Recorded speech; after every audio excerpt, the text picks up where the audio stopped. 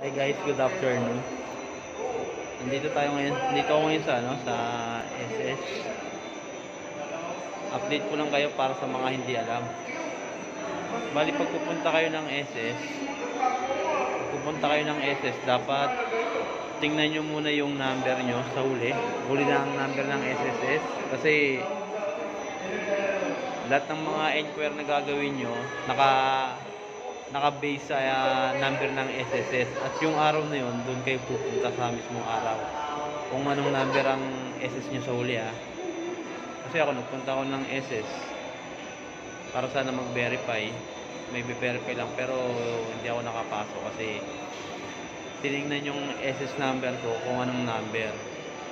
Kaya ang mangyari, babalik ako sa Monday. Yun, yung iba, mga nandoon din, ganun din ang nangyari.